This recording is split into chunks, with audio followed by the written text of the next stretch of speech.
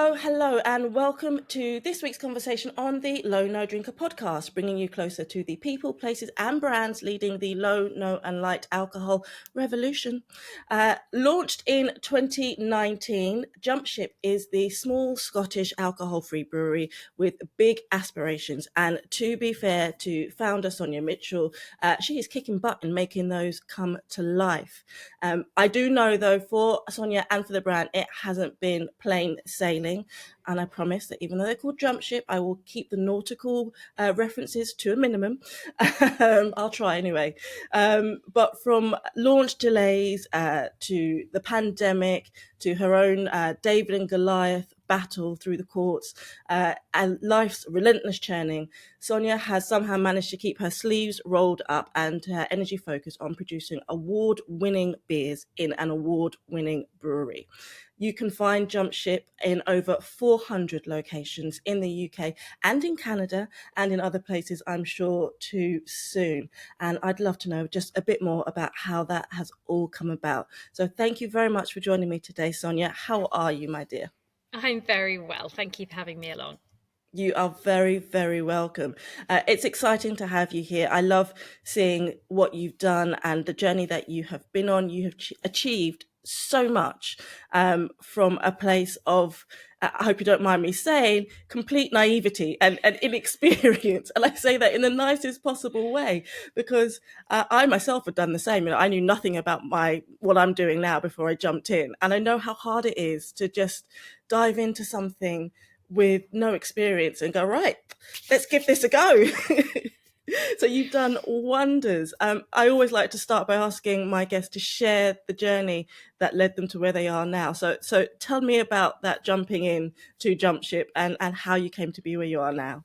Yeah, well, it's the classic. I didn't know why I did what I didn't know, so that's why I got started. You know, I didn't even know how to make full strength beer, um, and certainly not how to make alcohol free beer. But I just very much came from that point of being someone who loved beer. Since I could blag my way into a pub and order a pint, it was a pint, and have always had bad hangovers. And as I got older and I had a family and life was really busy, just even like one beer on a Tuesday night, I'd wake up feeling not as sharp on a Wednesday morning and feeling grumpy and irritable. And that's not who my kids wanted to have around, not who I wanted to be. And so having sort of always thought alcohol-free beer was something quite disgusting. I mean, I went through 3 pregnancies and didn't touch the stuff because I just thought it was awful. I thought I'd give it a go. And I think I had a friend who's like, oh, we've been to this website and we've ordered some alcohol-free beer and actually it was okay. So my husband and I did Dry January back in 2018 and got a mixed selection case of beer. And most of it was quite disappointing. But there were a couple in there that were okay. I think it was probably like the very first Big Drop was in there. And I found an alcohol-free beer that I liked and I started drinking more of it. And I was like, okay, I'm having a beer on a Tuesday night and I feel okay on a Wednesday morning. But I'm drinking a German lager and I've made, this is not a Scottish accent, I come from Kent originally, but I've made Scotland my home and fully embraced everything about living in Scotland, including its amazing craft beer scene. And I was like, why am I being forced to drink something different when I'm trying to make a better choice for myself? And it really annoyed me. And I don't know to this day why I thought I should be the one to do something about it. But I kind of looked around and I couldn't see anyone else producing the beer I wanted to drink. Certainly no one was doing it in Scotland. And I just thought I'd have a crack. Maybe this was my midlife crisis. I don't know. And I just thought I'd take it step by step. So the first thing is like, well, can I make a decent well, not a decent like a really good alcohol-free beer, because there's no point doing something that's okay. There was enough okay things on the market. This had to be something really good. So I did a startup brewing course. Totally loved it. Fell in love with the whole art and science of brewing, the fact it's this live organic process. But I also realized that I had a history degree rather than biochemistry degree, and it's going to take me a few years to become a brewer myself. But while I was there, I met a brewer who he'd developed a low alcohol beer, and I'm like, oh, I want to do something that's less than 0.5. Can you help? And he agreed. So I knew the style of beer I wanted. I wanted to brew a lager. I wanted it to be a sort of a craft lager with a bit more color and a bit more flavor to it. And so I kind of wrote a brief for what I wanted, and then we had a go at brewing 3 different versions. One was terrible, one was okay, and one was brilliant. And I shared it with friends. I kind of got local running groups around to do tastings. I took it into local bottle shops, tasted it against what was on the market, and everyone was like, yeah, this beer's amazing. And so I thought, right, okay, I've got a beer that's good enough, that's better than what's there already. So now I need to get it to market. And I think it was the fact that I loved that beer so much and really wanted it to be drunk that kept me going. Because getting it brewed commercially was really difficult. So I had a sort of technical specification sheet how to brew it, and I thought I could just rock up at a brewery and say, can you brew this for me? And they say, yeah, sure, no problem. So finding a brewery that had the space to take me on, that wasn't too big, that wasn't too small, and was based in Scotland, proved really difficult. And because I don't have a background in brewing or the drinks industry, I just didn't know anyone. But eventually I met someone who knew someone who put me in touch, and then I did. I sort of turned up, had a chat to the brewery, handed over my specification, turned up for the brew day. Didn't really understand everything that was happening, but it all felt great. And then went away, had done my brilliant design, got the branding, got the name, and then I came back a month later to can the beer, and I tasted it, and it was nothing like the beer I wanted it to be. Oh no. And so that was like my first real like, okay, this is not going to be as easy as I thought. And it was a really difficult decision. Literally everything was ready to go, and just to say, no, this is not the beer that I wanted to launch. Had to kind of phone my customer I had lined up and say, sorry, it's not going to be ready. Wow. And then effectively ended up chucking that beer away and starting again.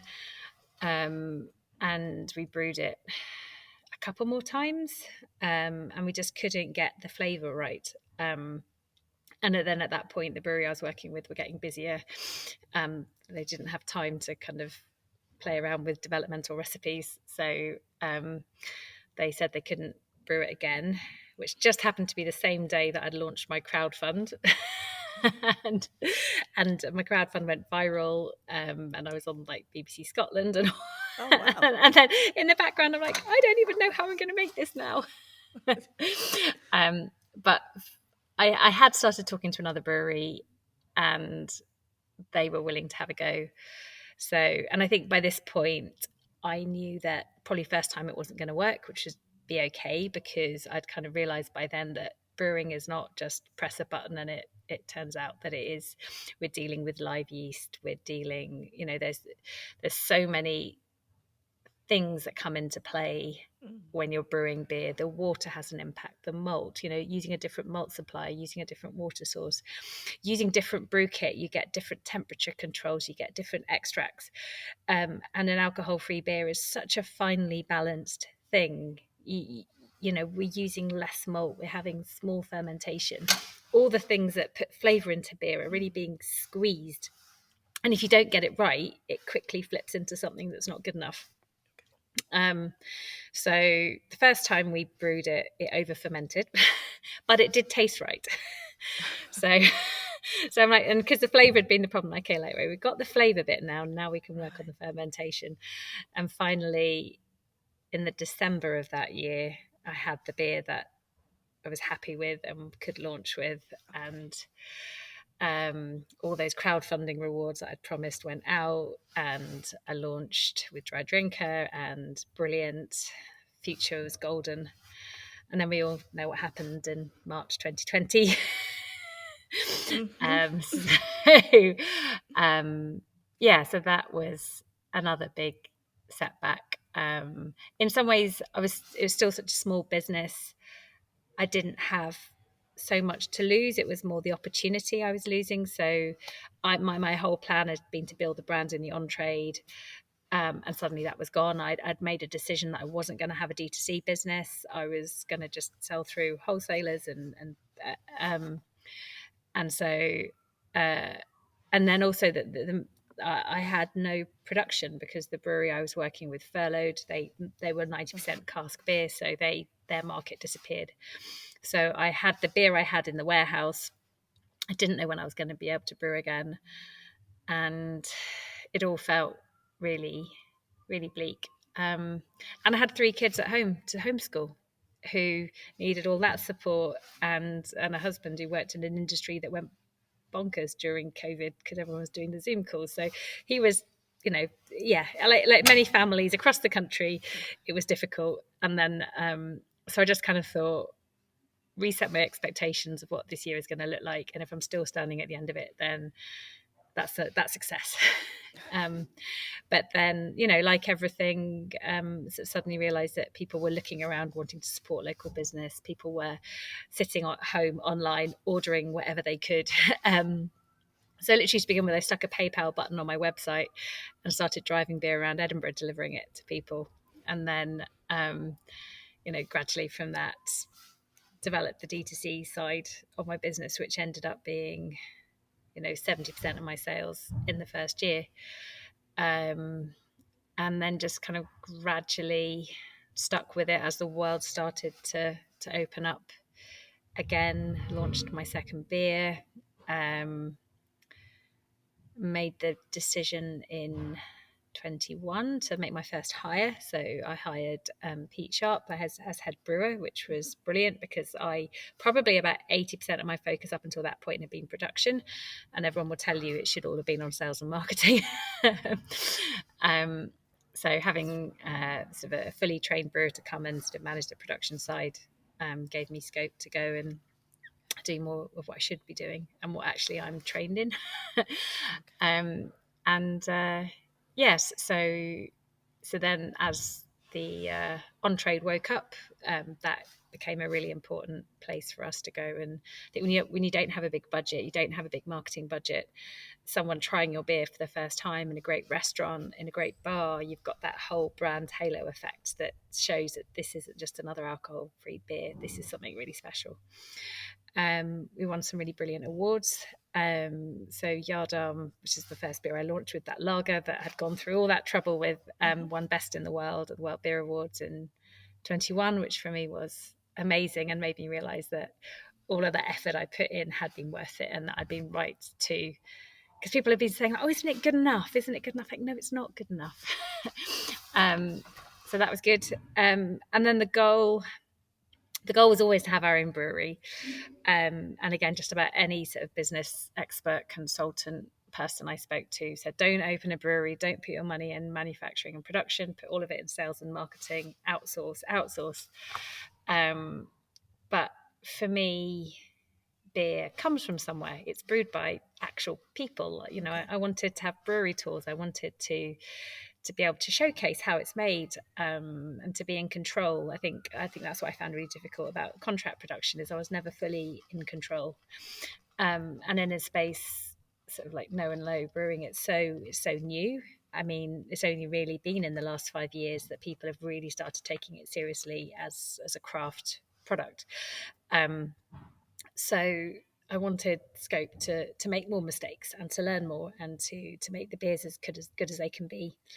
And from a sustainability angle as well, when I wasn't in control of the supply chain, there's only so much I could do. But now with our own brewery, we can really make the best choices. So anyway, so that was always the goal, and it was a long time trying to find the right place for a brewery. And how long ago did you open the brewery then? So we did the crowdfund 2 years ago, so start of 23, yeah, and did a raise on Cedars, and again that felt like this, the whole energy cost of living. I'm like, gosh, is this going to work? Is anyone going to want to invest in a brewery at this point when we're just trying to keep warm? But it went well, and it came through, and so that gave me the funds to open the brewery. So we opened our doors in January last year. That's So amazing. That's amazing. yeah, And so what difference has that made to you as a producer then, going from, because obviously, you had these challenges when you first launched, and you tried at this brewery in 3 attempts, and they haven't got it right. And I do wonder if part of their giving up was that thought of, it's not out beer. Does it really matter? Is it worth the effort? yeah. Um to, as you say, contract brewing out and not having full control, to now being able to brew all of your own beer the way you want it. What's that done to your business as a whole and to what you're trying to achieve? It's been really transformational, actually. Being able to expand the range of beers. So we've got our core range of four, but we've moved into sort of the bigger 440 ml cans, doing sort of limited editional single releases, hoppier beers, sour beers. So really being able to play out in different beer styles, being able to move into keg. Um, by producing our own beer, we can just do it slow and steady. Okay. And we've put a lot of work in last year in terms of making sure we've got a good product with a good shelf life, because it's hard to, alcohol free is a fragile, delicate thing, and shelf life's a real issue. So making sure that we have a cake product that I was happy with. And also now, we're really pushing our lager on draft, but we can also just pull off a few kegs of our triple hopped IPA and offer that to local bars and restaurants, and having that kind of rotational lines as well, which is what you want if you're a craft beer drinker. You don't want to just have a lager, you want to have something different. So to being able to do that's been great. Being able to we do sort of pop-up tap room events, we've done tours, tasting, bringing customers in as well. I think that's been great to kind of really show them the effort that goes into making this beer and how it's made, and why it's worth putting the effort in to really look after your non-drinking customers. So that's been great. We're now brewing on, so the brewery is fully electric, which means we can use renewable energy sources. We use biomass heat to heat the brew house, and that's sort of locally sourced wood chip, which are the offcuts of local forestry. So it's got a very low footprint. Solar panels. I'm now potentially looking at whether we could put reed beds in to deal with our effluent. So just lots of different things we can do there. Having a bigger team as well is great. And yeah, it sort of it's beforehand I was always just worrying about, am I going to have enough beer, and trying to booking the brew slots and then booking the packaging slots. We never had that. For me to go and to talk to bigger customers, knowing that I can supply is a big deal. And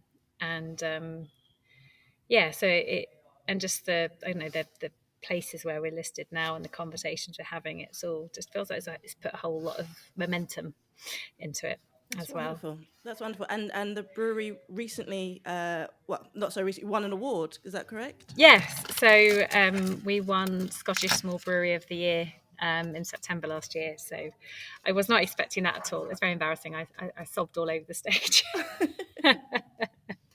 That's wonderful. Yeah, it's very funny. Yeah, lots of ugly crying photos of me. So none that I can really share on social media. You keep But those for yourself. yeah. But no, that was a really proud moment, because with all the sort of the doubters who sort of said, don't do it, you shouldn't be doing it, there's no value in it, and then being just I think we're only sort of this couple of alcohol-free breweries in the whole of the UK who do their own beer and just do that. So so that was a really great moment. That's wonderful. Well, congratulations for that, and in your face, everybody who told her she couldn't do it, because Yeah, Sonja Mitchell can. yeah, Um, let's talk a little bit about the beers specifically themselves. So, for those of you watching on YouTube, you can see a few selections here behind me. Now, you say your first beer that started it all off was the Yardarm, and yeah, now I know that you have you mentioned you have a core range, and then you also, because you have the flexibility of having your own brew house, you have sometimes seasonal specials or yearly one-off. So, take me through a little bit through the range and some of your specials as well.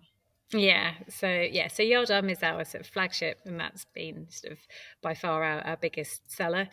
And then probably Jackstaff is our core range IPA that sits alongside it, which is I kind of talk about it as a session IPA, which sounds a bit ridiculous and alcohol free, but it's kind of designed to be really easy drinking. The Okay. bitterness is balanced. And I think particularly when a lot of our beers are sold in the on-trade, so there might only be 2 or 3 alcohol-free options there. I want to make sure that they're going to be crowd pleasers. Then we've got our Stoker's Stout there, which was best no alcohol beer in the Scottish Beer Awards, and it just got a bronze at the World Alcohol Free, so pretty pleased with that. And Stout's definitely having a bit of a moment Isn't in it? well in all spheres. Yeah. So it's great to do that. And then we have our Flying Colours Pale Ale, and we're actually working on a new core range beer at the moment, which is going to be nice and tropical. Oh, oh, I can oh. tell you a bit more. And then in the 440s, it's quite funny. I sort of said this was a limited edition, but you've got the that one there, Sahar. So that we brewed that one with our crowdfunders. We sort of promised that when we moved into the new brewery, we'd design a beer with them. Wonderful. So we asked people sort of the flavour profile, the style of beer, the name, the design, and actually that's been our sort of biggest selling 440. So pretty much said, okay, we'll just keep that one in stock all the time. And then next to it, you got the Dazzle ship, which is a sort of quite a funky geometric design, which is sort of inspired by the warships in World War One, where they used sort of black and white geometric patterns to confuse the missiles. And if you Google Dazzle ships, there's some really weird designs where you can't quite see where the front of the ship is. Okay. And our plan with that series is to it's a sort of a West Coast style IPA, so kind of quite punchy, hop forward, but to switch out the hops. So this one is a Galaxy, and I think we're looking to do one potentially with Harlequin, which is a really amazing British hop. And so to kind of take people on a journey to see just how changing the hop, how that changes the flavour. We've got a new summer sour coming out probably next month. So we've done sort of a series of fruit forward beers, and so we'll be doing a new one of those over summer. But the one that's Ocean Drift that used to be called Shore Leave. So yeah, that's another one of my battles to overcome in Yes, yes. So if you're happy to talk about that, I think that's quite a story. I referenced it in the introduction as your sort of David and Goliath sort of moment, which was must have been quite a disheartening realization for you that you had been faced with another brewery, pretty much usurping your IP, I suppose, for want of a better phrase. Can you tell us a bit about that? yeah, it was yeah, not anything that I ever thought I'd find myself doing. And yeah, I was on holiday, and I got contacted by a reporter from The Sun Oh, saying, "Have you seen this?" And it was BrewDog had shared some advertising ideas for a new beer called Shore Leave, with the tagline, "It's time to jump ship." okay. And I was like, "Oh, oh gosh," Yeah. um, and yeah, had to think really long and hard about what to do there. I, you know, I'd I believed that I had goodwill that I'd been building in the name of that beer, and wanted to make sure our voice was heard. So yes, sort of went down the legal route, and thankfully we were able to reach an amicable settlement and move on. But yeah, not for a small business, it was a really difficult decision to take and very, very stressful. And yeah, one that I'm pleased to have put behind me now. Good. Yes, I mean, just for those who are listening who might not be aware, so BrewDog are they have a brewery of their own, and they run bars, and for them to they're quite large, so they're very prominent in the beer sphere, and so for them to have used a name and reference your brand in a tagline could have a huge impact on a small independent up and coming brand that's trying to continue to make a name for itself. So I think it's uh, admirable, for pardon the pun, I said I wouldn't do that too often, for you to have not just sat back and taken that, and to actually have said, no, hold on a minute, we were here first, and to stand up for yourself in that David and Goliath kind of way, because I think it needs to be done. I think that big alcohol or medium alcohol or whatever it is doing a great job in bringing attention to the low no space, but that doesn't mean that they get to usurp those who are already here and who are trying to build and create something. So I'm glad to hear that it has been dealt with and put behind you, and that you've been able to move on and continue to do such amazing, wonderful things. If I could take you back to the beers, I know that you do a lot of one-offs and seasonal specials, and your ingredients are always quite unique. I find it fascinating that you don't just go out and make, oh, here's a peach lager. You do some quite interesting things. I mean, behind me here is a raspberry and vanilla. You've used some fruits that I've never even heard of. I remember there was Oh, the Chuckleberry. Chuckleberry, that was the one, and I thought, what's a Chuckleberry? Is that something to do with the Chuckle Brothers? What's going on? I know. It's How did you it's come up with these amazing concoctions then? I mean, I think Chuckleberry basically loved the name. Yeah. It's kind of a cross between a gooseberry and a blackcurrant and a josterberry, and then a josterberry is kind of a cross between a blackcurrant and a gooseberry. So it's kind of a gooseberry blackcurranty kind of vibe to it. It looks like a giant blueberry. And yeah, and I guess it comes back to trying to do something that's a bit different, that's adding value to the category, that's giving people more choice. So yeah, that's something that it sounded really fun, and it has a really lovely flavour to it.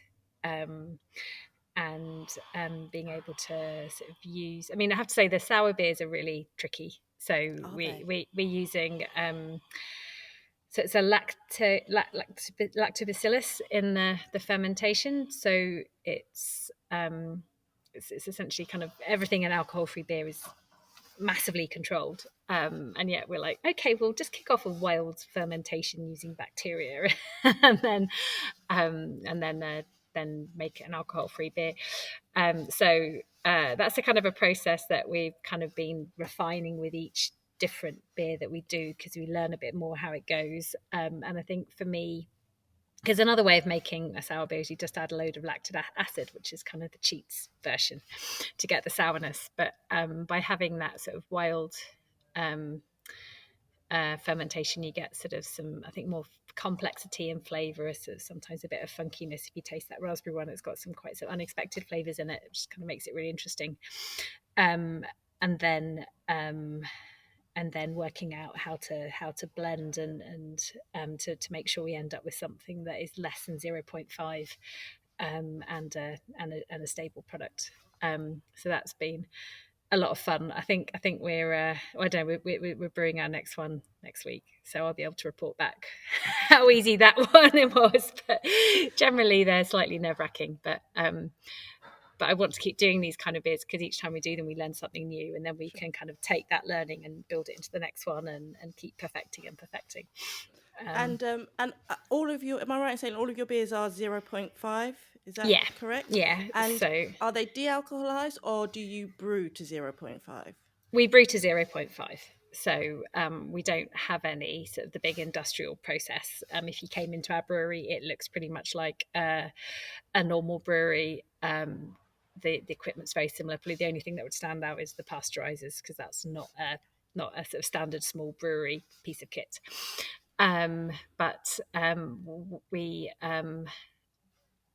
we're just managing that fermentation very carefully. So it's about not having too many sugars available for the yeast to turn into alcohol, having yeast which isn't so good at turning sugar into alcohol, and managing the temperatures where the yeast is active so it doesn't have too much time to get going. But it is amazing the difference that small amount of fermentation makes.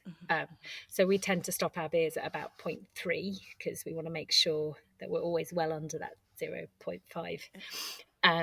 But a beer tastes different at 0.1 and 0.3. There's a kind of that raw sweetness of wortiness, with technical term for it, that disappears, and you get the sort of the more complex beery flavors that you'd expect.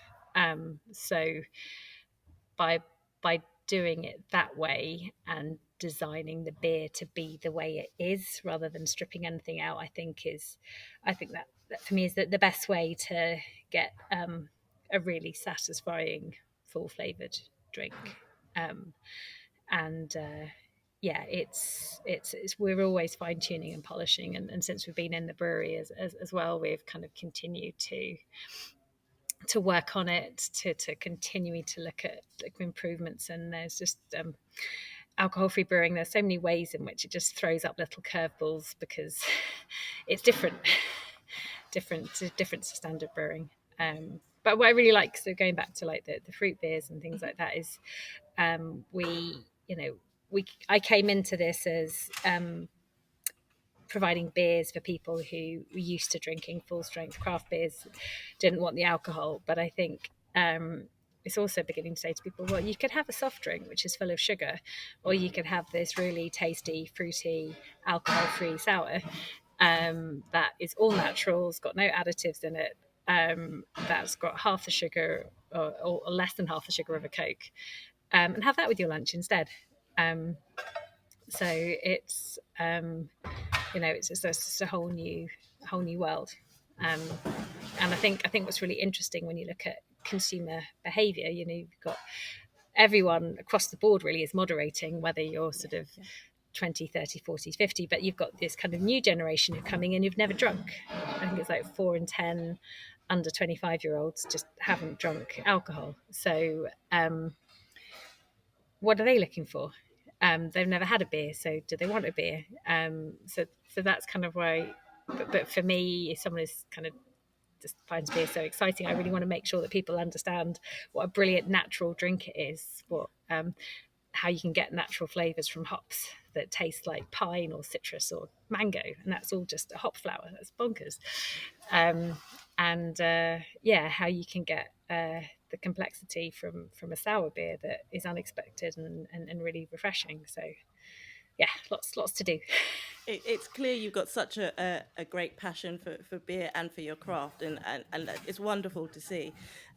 You mentioned that you fell in love with beer when you were like many of us in the UK, going into the pub, and perhaps you were maybe a little bit too young to have done so, and having a pint. And you mentioned kegs earlier on. Can you tell me a bit about that sort of draft journey? Because a lot of people in Low No Nation, when I put posts out, when I get emails from people, one of the big things that they want is alcohol free on draft. But it's not very readily available.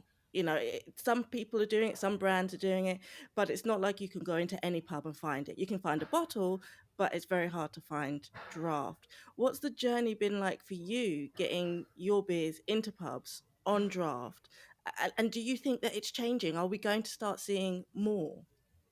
Yes, definitely. So, I mean, I've Great. been talking about draft to customers ever since I launched, and you know, a couple of years ago, I was like, no, yeah, in the fridge maybe, but no, not giving up one of my taps to an alcohol-free line. And I'd say the last 6 months to a year, we've had the incoming inquiry saying, do you do draft? I'm looking for a draft alcohol free. Do you have one? So that's Great. been a real change. And I still think we're only getting started. I think it's going to become a lot more normalized. And I think, there was a brilliant study done down in Bristol last year where they took a certain number of taps and put alcohol free on, and actually the pubs takings didn't go down.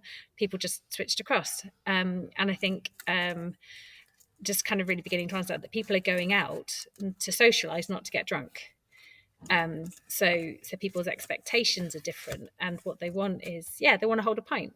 And then, you can't get a pint of beer at home. You can only get a pint of beer in the pub. So give them something special that you look forward to, that you can share, drink. Kind of, no one knows the ABV when it's in a pint glass. Yeah. And I've heard anecdotally quite a lot of pubs don't use the Guinness 0.0 glasses because people just want the Guinness glass. They don't want. Okay. So it's because it doesn't really matter. You're just drinking great beer, and it just happens to be less than 0.5.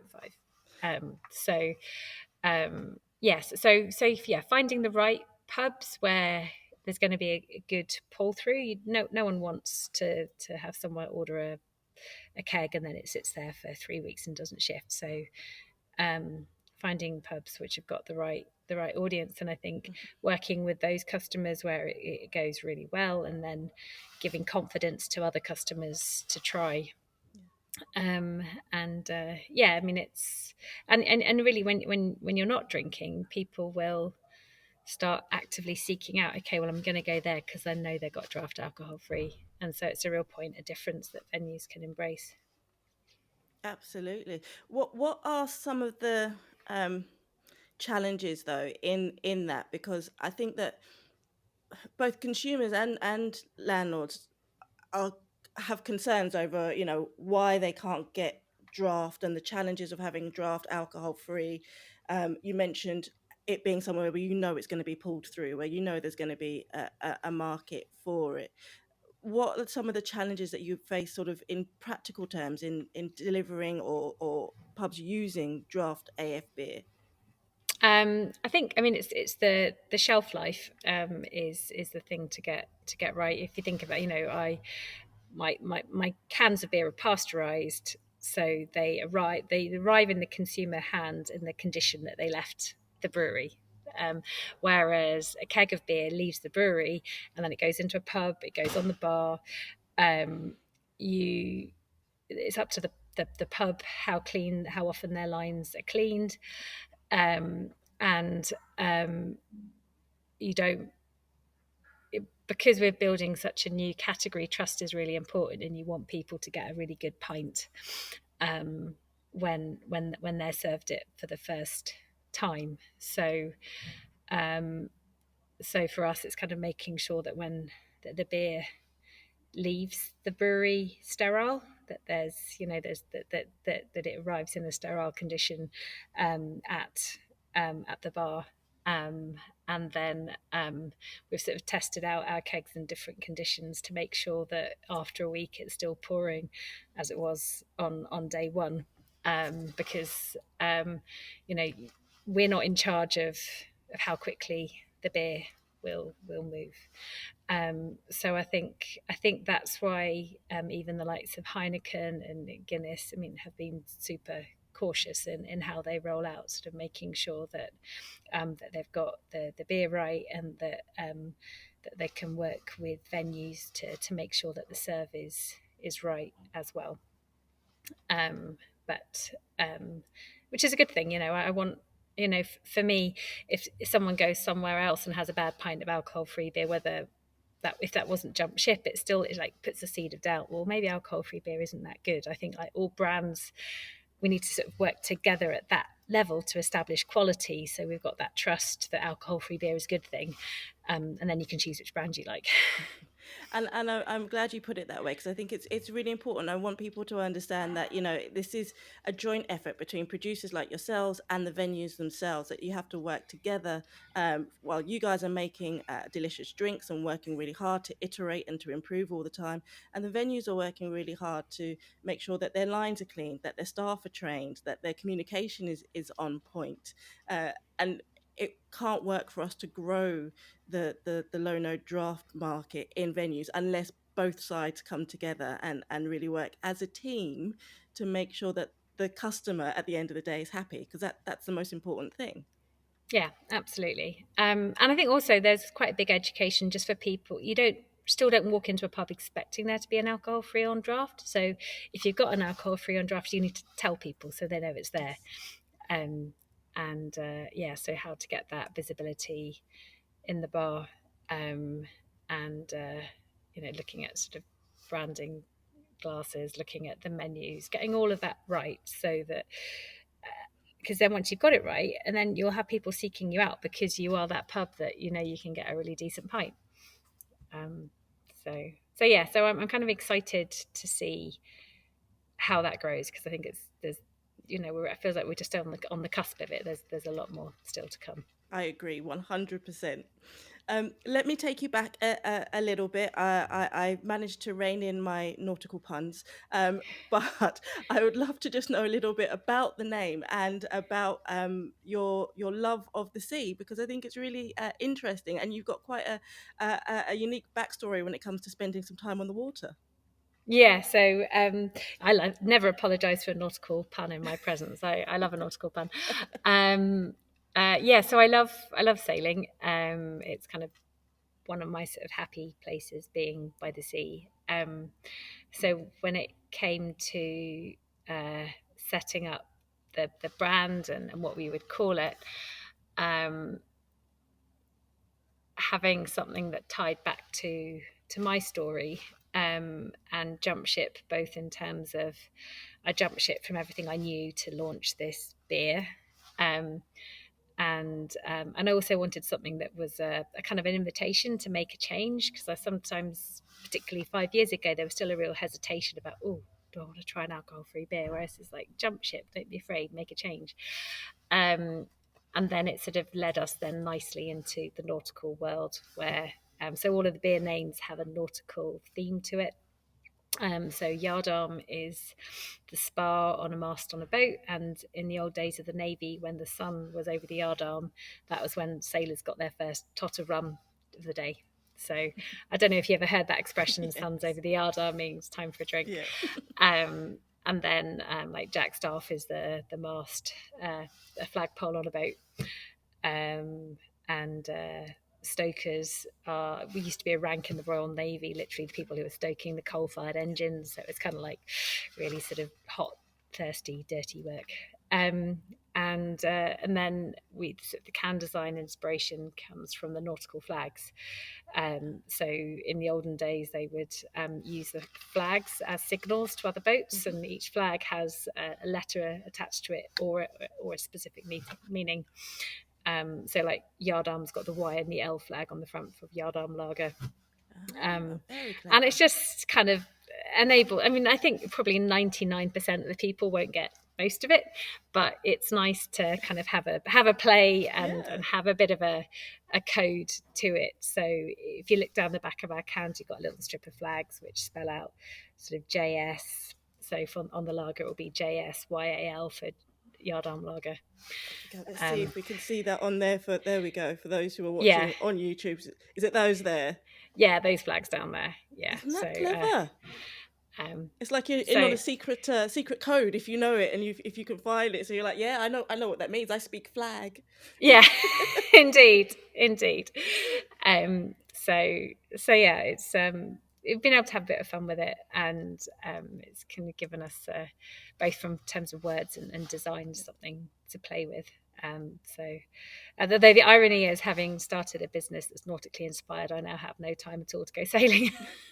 But you did, didn't you? Didn't you and your I read or heard somewhere that you and your husband did quite a long trip, Yeah, we did. harrowing trip across the open oceans. Yeah, so before we had kids, and we took a sabbatical and sailed from Western Portugal through into the Mediterranean. And we left in March, which was really far too early in the season, and hit some big weather early on and really scared ourselves silly. But then kind of gained in confidence, worked out what we're doing. And it's quite funny. I quite often think back to that trip when I'm taking on something now, when I'm feeling really scared. I think about how I kind of coped in some of those big storms and got through them. And I kind of like, well, if I did that, I can do this. And I think also on a sailing boat, you're always sort of thinking through what could go wrong. You know, what if that rope breaks, or if so, you kind of always got to have a plan A and a plan B and a plan C, which is quite similar to business, really. Wow. I mean, yeah, I can understand that. Sounds terrifying. Glad you did it. Well done. Sonja, your beer is in Selfridges. Yes. Tell us about that. So that's a really proud moment, because I think for every startup brand, Selfridges has got such a reputation for picking the good brands early, and their food hall is an amazing place. It's and actually it came through our wholesaler. So we work with the wholesaler in the southeast called Pigs Ear, and they just phoned up and said, oh yeah, Selfridges are taking the beer, and I'm like, what?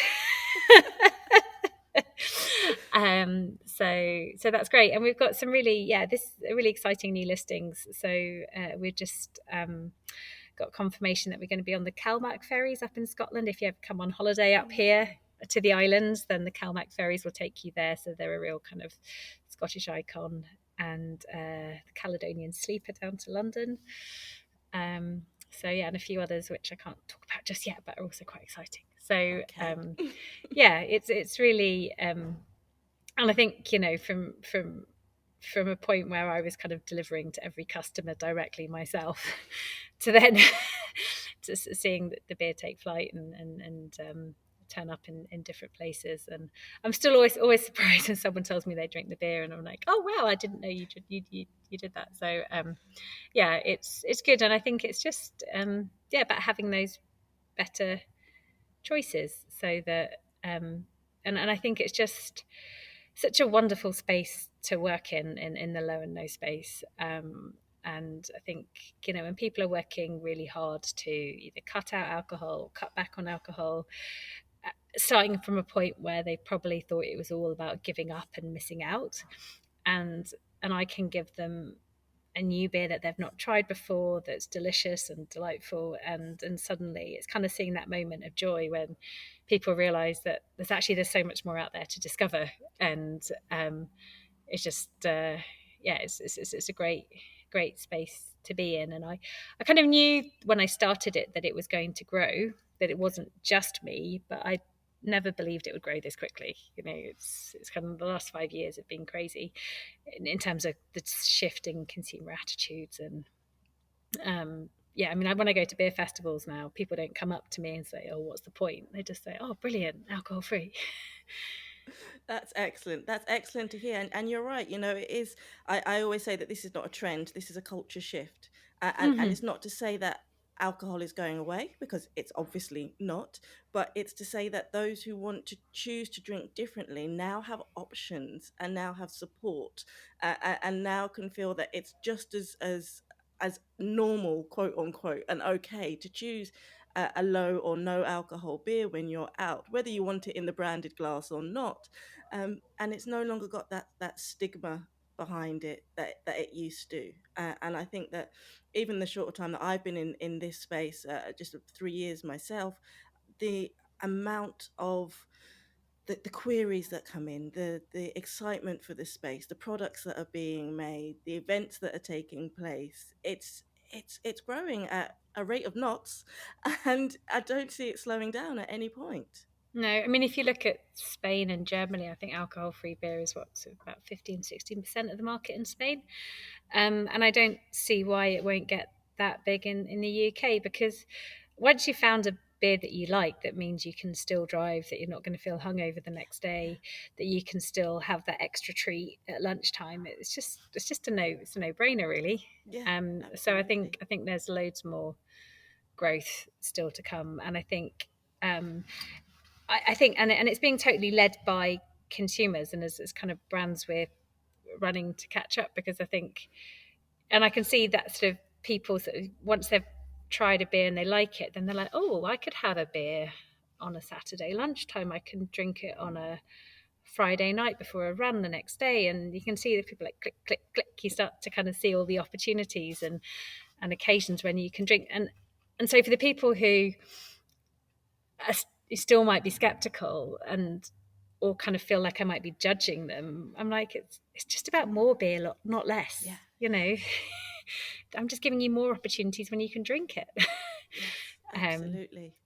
so yeah, it's a good fun place to be in, and it's kind of great to see everything you're doing to showcase as well. And I think, you know, when I sort of did my first jump ship post back in December 2019 or whenever it was, when I launched a crowd fund without a social media page and realised I'd made a big mistake. Oops. um, but even at that point, I got, you know, people followed immediately saying, "Brilliant! What are you doing? We're waiting." You know, I was really sort of amazed at that response. And I think you made a really interesting point there, that this is being led by the consumer. And I've been in hospitality for 24 years. So I've worked around drinks all of my adult life. And generally, with alcoholic beverages, it is pushed by the brand, it is pushed by the industry. It is known that this is a new thing that we're making. Let's get it out there. Let's have a big marketing campaign. Let's get everybody talking about this whiskey or this beer or this rum or whatever it is. Um, it's very rare that in full alcohol you have consumers demanding a new batch of whiskey, and therefore producers going out and making it. But with low and no, it is the consumer demanding better quality drinks, demanding more options, demanding better service of these things. And then producers going, hold on a minute, okay, I can't get it out the door fast enough. And I think that's really, really fascinating, because on the flip side, consumers still really don't understand a lot about the low and no space. So it's kind of, it's growing from both ends. It's meeting in the middle, but it's being driven by drinkers saying we want more and better drinks. And so that, I think, makes it fascinating to see how it's going to come together, because we're kind of building it with each other. Drinkers and producers and consumers are building this together, and I haven't seen that before. Yeah, yeah, yeah. It really is a sort of a seismic shift in behaviour, because alcohol is so sort of part of our social Yeah, norms, yeah, and so kind of unpicking all of that um, is, but it's, yeah, people are doing it because they want to. And I think COVID had a massive impact. Like, there was a real point in like May 2020 when suddenly my online sales took off, and I think it was just people, you know, initially we thought this was like short and sharp and everyone was drinking and laughing about how much they were drinking, and then it got to kind of about May and everyone was like, I feel awful, this is awful, it's not ending anytime soon, yeah, and I need to take control of something in my life and look after my health and look after my well-being, and alcohol is just the obvious place to start. yeah, um, and so people started ordering online, trying out different drinks at home, finding the ones that they liked, and then as the world up going out to the pub and going, well, hang on, why, I know this stuff's much better, why are you only selling that? You know. um, so yeah, I think there's just more and more change to come. I really do hope we get a bit more support from the government around the labelling side of it, because I think that sort of low versus no, the definitions, it's kind of been frustrating that yeah. that's taken so long. Do you get much And pushback on the zero point 0.5 from people not understanding? I do, like, majority no, but there are some people for whom it is a confusion of like, well, can I still drive if it's got some alcohol in it? And, you know, can I drink it while I'm pregnant? It's still got alcohol in it, but it's it's it's but all the science shows that there's no physiological effect, and actually there's naturally occurring alcohol at that level in lots of things we consume. We all talk about the large ripe banana. So I feel that there's kind of just an unnecessary confusion, and when we're all about building trust, you don't want that to be there. And I think also there's an element of there's some 0-0 brands out there who would prefer to keep that confusion going. So I hope we could just bring that in line with the EU and most of the rest of the world, really. I'm almost like, the definition of alcohol free in Finland apparently is 2.8 or something. So, so it'd be good to get that just clarified so we can all move on. But I think as you get more people who get more educated, then realize, well, actually maybe a 0.5 sometimes tastes better than a 0.0 because it's not de-alkalized, it's got it's got more flavor in it. So I think for me, just make it clear it's 0.0 or 0.5, people can choose. But the no and low, the fact we all use no and low because we're not quite sure what else to say, It is very. I mean, I try a lot on this podcast as well as in the magazine, on the blog, to help to demystify all of that. But it's quite hard to demystify it because it still exists. That those terms and that language is what is used by everybody. So if you're not within the space, it can sometimes look a little bit like a hot mess in terms of, well, this brand says they're alcohol free, but this brand says they're non-alcoholic, but this brand says that they're low alcohol. Oh no, now there's some light drinks, but they're not mid-range drinks. But if I want to go completely zero, and so people just get like, just tell me what I can drink. I know. And that's really what I want to help people to understand. I was at an event recently, and it was a hospitality event, a talk, and they were asking, should we label this on the menu, should we write this down, and what if we give the customer this information? And I said, hand on heart, how much do you think your customers care about all that minutia? People just want to drink. They just want to be able to understand, yes, I can drink this, it won't get me drunk, and it tastes amazing. And that's where we need to get to. But it's still I think it's still a bit of a journey to get there. We're not there yet for people, I'm afraid. Yeah. And I feel like if we can solve the no and low, then it becomes easier for the lower drinks to that kind of category, from a beer, like a 2% beer. Yeah. Being clear what that is as well would be helpful, because that's an ABV that I might enjoy if I was to drink alcohol. So getting that clarity, but it's not, it doesn't feel like it's holding the category back. It's just, I think it's just annoying to have to keep explaining it. Yeah, I can understand. You're available in Selfridges. You're in some pubs. You've mentioned some of the amazing partnerships that you've entered into now. If people want to find out a bit more about what you're up to, Sonja, about where they can buy a can, small or large, and what you've got coming up in the next few months, because it sounds like there's some really exciting stuff. Tell us where we can go to find out more about yourself and about Jump Ship. Yeah, so it's probably the best place is to go to our website, jumpship.beer. You can sign up to our newsletter there, where we'll tell you all the latest things, and we don't spam. Or follow us on social media at Jumpship Beer.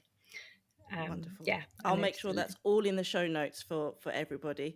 Thank you so much for spending some time with me. I've got one question left for you before I let you go, Sonja, and it is the question that I ask everybody who comes on the show, because I believe in spreading the low no love all around the world. So the weather, excuse me, is warming up. It's officially springtime. The sun is shining sometimes, she says, looking out the window at the big clouds. But I'd like you to cast your mind forward a few weeks for me and imagine you're off to a barbecue at a friend's house, and you are bringing along some drinks to enjoy. Now, obviously, it will be several cases of many varieties of Jump Ship Brewing, understandably so. But other than your own brand, what else would you like to enjoy on a nice sunny barbecue day in the low-no space? Yeah, I'm a big fan of Wilfred's. It's a sort of aperitif style drink. serve that with some iced tonic and a slice of orange, and that's really lovely. So, and there's a few different spritz styles out there, but that's the one. I think for me, it's got kind of a bit of a sort of a bitter note to it, a bit of rosemary in there that I really like. There's I'm not sure if you can find it outside of Scotland. There's a brilliant winery, Kenmore, who do it's a sparkling elderflower, but it's sort of almost champagne style. It's not too sweet. It's got a lovely sort of floral note to it. So and it looks quite special too, is to bring that as a present. Lovely. And yeah, they're probably two of my favourite non-alcoholic. Maybe a little bit of naughty bubbles as well is also good. Wonderful. What was the name of the sparkling elderflower one again? Sorry. Care No More. Okay, Care No More. Right, I will find all of those and link them in the show notes so that people can go and taste some of Sonja's favourites for their next barbecue outing. Thank you so much for spending some time with me today, Sonja. It's been lovely chatting to you and hearing more about your story. I think that you are an inspiration in the way that you have faced so many challenges in creating and bringing your beer to the world, and yet you continue through this whole conversation. You've had a smile on your face. You can feel the excitement and the passion for what you do, and I can't wait to see what comes next from Jump Ship. So keep up the amazing work. Oh, thank you so much, Denise.